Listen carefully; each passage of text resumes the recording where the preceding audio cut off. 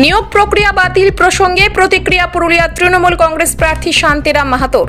এই বিষয়ে পুরুলিয়া লোকসভা নির্বাচনে তৃণমূল কংগ্রেস প্রার্থী শান্তিরাম মাহাতো বলেন, আমাদের নেত্রী বলেই দিয়েছেন এই নির্দেশকে চ্যালেঞ্জ জানিয়ে উচ্চ আদালতের দ্বারস্থ হচ্ছেন। এই রায় নির্বাচনে কোনো প্রভাব পড়বে না, যাদেরকে টাকা ফেরত দিতে হবে তারাই এর জবাব দেবেন।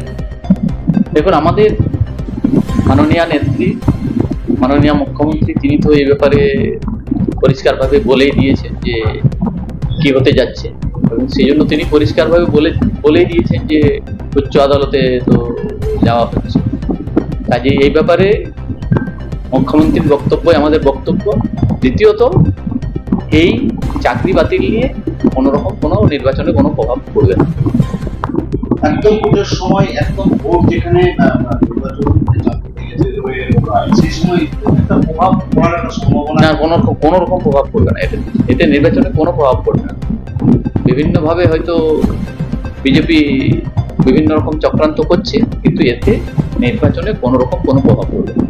নির্দেশ দিয়েছে জেলা শাসককে যে 4 সপ্তাহের মধ্যে তাদের পয়সা ফেরত দিতে হবে যারা পেয়েছে।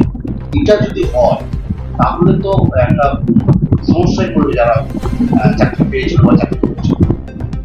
এখন এই যে সমস্যায় পড়বে, এই যে যারা সমস্যায় পড়বে তারাই তো এর জবাব দেবে, যারা সমস্যায় পড়বে তারাই তো জবাব দেবে।